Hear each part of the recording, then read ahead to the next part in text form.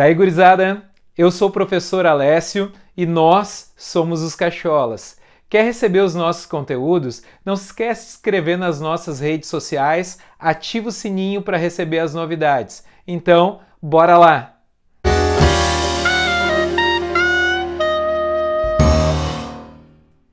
Daí, gurizada, tudo bem com vocês? Hoje a nossa aula é sobre trabalho da força elétrica. Então, na aula de hoje a gente vai falar sobre o trabalho da força elétrica, superfícies equipotenciais, o trabalho em superfícies equipotenciais em um campo elétrico uniforme, o potencial elétrico em um condutor esférico e, para acabar, para a gente entender melhor, a gente vai fazer dois pequenos exercícios. Então, let's bora, vamos ao que interessa. Para falar do trabalho da força elétrica, a gente precisa lembrar que o trabalho ele não depende da trajetória. Então, se eu quero levar uma carga, por exemplo, de um ponto A até um ponto B, eu posso fazer isso por diferentes caminhos. Posso fazer, por exemplo, pelo caminho 1, 2 ou 3 que eu tenho ali. Posso fazer por uma linha reta, que seria o mais simples, mas posso fazer utilizando diversas curvas e o trabalho vai ser o mesmo.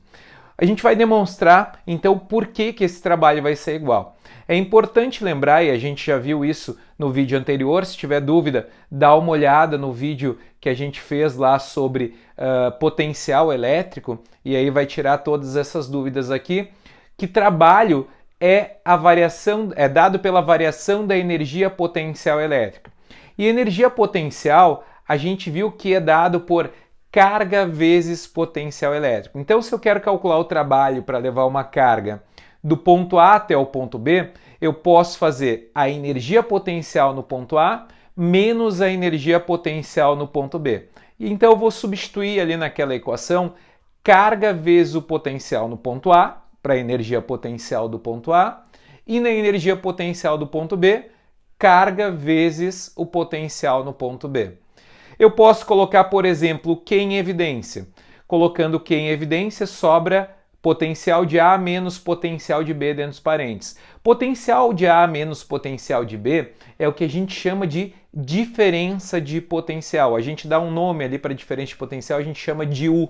Como eu estou fazendo entre A e B, UAB, diferença de potencial entre o ponto A e o ponto B. Então, independente do caminho que eu escolha para levar a carga do ponto A até o ponto B, eu só dependo do potencial no ponto A e do potencial no ponto B. E fazendo o caminho que eu faça, os potenciais nos pontos A e B são exatamente os mesmos, porque eles dependem da carga e da distância desses pontos. Então, eu posso escolher o caminho que eu queira e eu ainda assim terei o mesmo trabalho. Por isso, o trabalho pelo caminho 1 vai ser igual ao trabalho pelo caminho 2, que vai ser igual ao trabalho pelo caminho 3, porque a força elétrica é uma força conservativa. A gente sabe que no Sistema Internacional de Unidades, a unidade de energia é o joule, mas quando a gente fala de carga elétrica, é muito comum aparecer em exercícios o elétron-volt como unidade de energia. O elétron-volt é uma unidade que é definida como a quantidade de energia que um elétron ganha quando é estabelecido uma diferença de potencial de 1 volt entre duas placas. Então, esse elétron vai ser levado da placa negativa para a placa positiva devido a uma diferença de potencial de 1 volt. A gente pode calcular o quanto equivale 1 elétron-volt em joules. A gente pode usar para isso a equação do trabalho que a gente já definiu anteriormente. Trabalho é carga vezes a diferença de potencial. O elétron tem carga de 1,602 vezes 10 na menos 19 coulombs. Eu vou levar entre uma diferença de potencial que vai o potencial elétrico que vai de 0 volts para 1 volts. Então, quando a gente calcula essa energia, vai ser igual a 1,602 vezes 10 na menos 19 joules.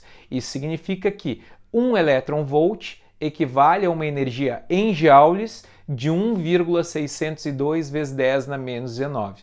A gente pode ver, a gente tem uma tabela ali, onde a gente tem a energia em elétron-volts para algumas situações. Por exemplo, a energia cinética de uma molécula a 25 graus Celsius é de aproximadamente 0,04 elétron-volts. A energia de um elétron ao colidir com uma tela colorida. Se a gente pegar aquelas TVs de tubo antigas, as TVs elas emitiam elétrons que iam bater na tela da TV para formar a imagem. Esses elétrons tinham uma energia de em torno de 20.000 elétron-volts. As superfícies equipotenciais são linhas no plano ou no espaço onde todos os pontos que pertencem a essa linha têm exatamente o mesmo valor para o potencial elétrico. Essas linhas elas são sempre perpendiculares às linhas de força, às linhas de campo elétrico. Se eu pegar, por exemplo, ali os pontos 1, 2 e 3, eles estão sobre uma mesma superfície equipotencial. Então, o potencial do ponto 1, do ponto 2 e do ponto 3 são exatamente o mesmo, são iguais. Se eu pegar ali o ponto 4, 5 e 6, esses pontos estão sobre uma outra superfície equipotencial. Então, eles têm também o mesmo potencial elétrico porque eles estão sobre a mesma superfície equipotencial. Mas eles têm um potencial diferente dos pontos 1, 2 e 3. Neste caso, os pontos 4, 5 e 6 têm um potencial que é menor do que os potenciais de 1, 2 e 3. A carga positiva gera potenciais que quanto mais próximo eu estou da carga, maior vai ser o potencial. À medida que eu vou me afastando dela, o potencial vai ficando menor.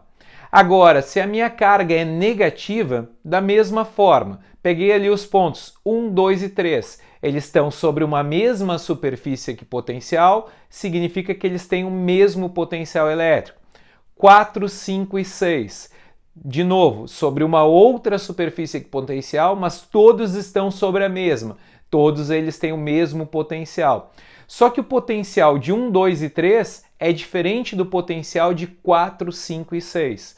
O potencial, nesse caso, de 4, 5 e 6 é maior do que o potencial de 1, 2 e 3, porque agora a minha carga criadora é uma carga negativa. Quanto mais distante eu estou da carga negativa, maior vai ser o meu potencial. Mais próximo de zero eu vou ter o meu potencial. Então, o potencial de 4, 5 e 6 ali era maior do que o potencial de 1, 2 e 3. Quando a gente fala das superfícies equipotenciais em um campo elétrico uniforme, é sempre importante lembrar que o campo elétrico uniforme gera linhas de força, linhas de campo que saem da placa positiva e vão para a placa negativa. As superfícies equipotenciais, elas são sempre perpendiculares a essas linhas de campo. Se eu pegar então ali os pontos 1 e 2, esses pontos estão sobre uma mesma superfície equipotencial. Isso significa que eles têm o mesmo potencial elétrico. Já o ponto 3, que está sobre uma outra superfície equipotencial, tem um potencial diferente do potencial 1 e 3. Quanto mais próximo da placa negativa eu estou, menor é o meu potencial. Quanto mais próximo da placa positiva eu estou, maior é o potencial elétrico. Por isso que o potencial dos pontos 1 e 2 é maior do que o potencial do ponto 3 que eu tenho na figura. E quando eu quero calcular o trabalho para levar uma carga de um ponto a outro, mas em uma mesma superfície equipotencial? Isso não depende se o campo é constante ou não, se o campo é uniforme ou não. Se eu quero levar uma carga de um ponto até outro sobre uma mesma superfície equipotencial, a gente pode demonstrar que esse trabalho vai ser exatamente igual a zero, porque lembra que trabalho é carga vezes a diferença de potencial. Então, eu vou pegar o potencial no ponto A e o potencial no ponto B. Mas lembra que eles são iguais, porque eles estão numa mesma superfície equipotencial. E quando a gente subtrai dois valores iguais, essa subtração sempre dá igual a zero. Zero vezes qualquer carga vai ser igual a zero. Então, quando eu calculo o trabalho para levar uma carga de um ponto a outro, mas que estão numa mesma superfície equipotencial, esse trabalho vai ser sempre igual a zero.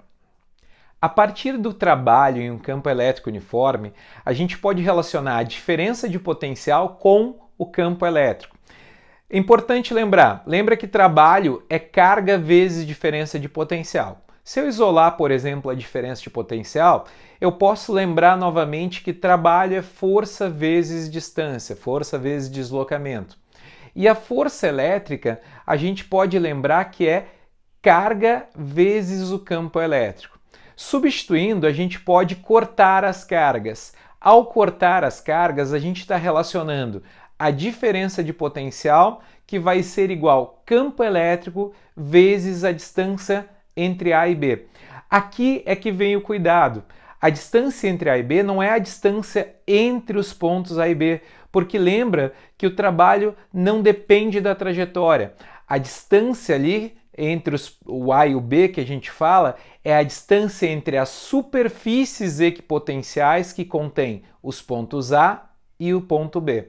Porque em qualquer ponto daquelas superfícies, os potenciais são sempre iguais. Então, aquela distância que eu vou usar não é a distância entre os pontos, e isso é importantíssimo.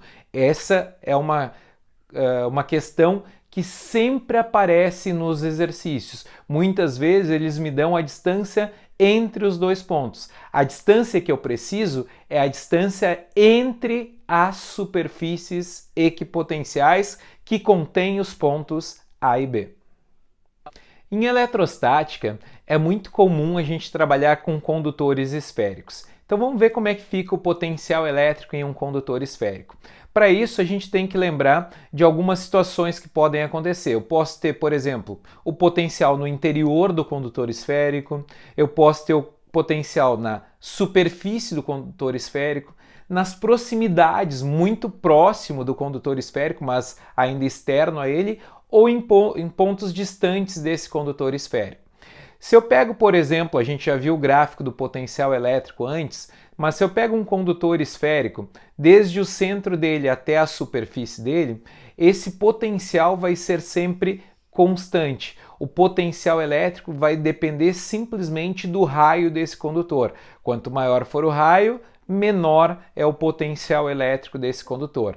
Se eu pego um ponto na superfície ou em ponto muito próximo, onde a distância é praticamente igual ao raio, esse potencial também vai ser constante como ele é no interior, vai ter exatamente o mesmo valor que ele tinha no interior desse condutor esférico.